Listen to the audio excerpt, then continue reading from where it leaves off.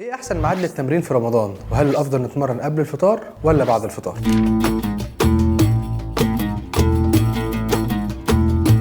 الموضوع ده قتل بحثا واتكلموا الناس فيه كتير جدا جدا جدا. الفكره كلها بصراحه بمنتهى البساطه هو الجول بتاعك، واولا انت بتتكلم على التمرين ده كجيم ولا بتتكلم انت بروفيشنال اثليت او رياضي محترف بتلعب رياضه، بتلعب باسكت، بتلعب جودو، بتلعب تايكوندو، وبتلعب ما الى ذلك. خلينا نفصلهم الشقين دول. لو انت رياضي محترف وبتلعب اكل عيشك الرياضه زي الكره وزي ما قلت لك الرياضات الجماعيه او الفرديه، فقولا واحدا كل الرياضيين بيتمرنوا بعد الفطار.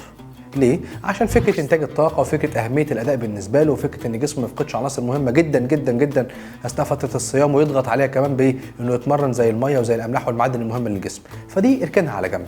ان انت زي ما قلت لك الرياضيين كلهم بيتمرنوا اكتر من 90 ل 95% منهم فين؟ بعد فتره الفطار. طيب روح على المثل التقليدي اللي هو الشباب العاديين او الناس العاديين اللي بتتمرن عشان الصحه العامه او عشان فقدان الوزن وبتروح الجيم، فهل اتمرن قبل الفطار ولا بعد الفطار؟ طيب لازم تحدد الهدف من تمرينك. في ناس بتتمرن لفكره فقدان الوزن، وفي ناس بتتمرن لفكره بناء العضلات وزياده الوزن. اي واحد بيفكر ان هو يكون يبني عضلات او يزيد في وزنه مستحيل يكون بيفكر يتمرن قبل الفطار. قولا واحدا انت عشان يكون في بناء لازم يكون في رياضه مقاومه، ولازم يكون في كميات من الاكل اساسها البروتينات والنشويات مجتمعه مع بعض. فانت كده قتلت النقطه دي خلاص، انك عشان تتمرن من اجل زياده الوزن وبناء العضلات فهتتمرن بعد الفطار. اي حد بيفكر يمشي على برنامج تغذيه يكون هدفه خساره الوزن بيكون اساسه عجز السعرات. وبالتالي لو انت بتفكر كمان تتمرن وانت على عجز السعرات في فتره الافطار، ده شيء منطقي جدا. بتاكل وجبه، تريح ساعتين، تنزل تتمرن.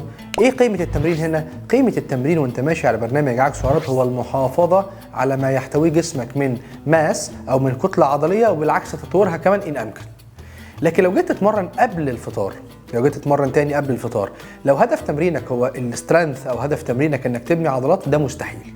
بلاش اقول لك مستحيل، ده صعب يا صديقي. صعب ليه؟ لانك واحد على فتره طويله من عدم الاكل، اتنين لما بتاكل على برنامج عجز سعرات فسعراته قليله وبالتالي ده مش برنامج بنائي، تلاته حاله العضلات كلها مستنفذه المخازن من الجلايكوجين وبالتالي فكره البناء فيها صعب جدا، وانت رايح تعمل فيها كمان تتمرن حديد هيعمل هدم عضلي، فبالتالي صعب ان يكون في بناء بالطريقه دي.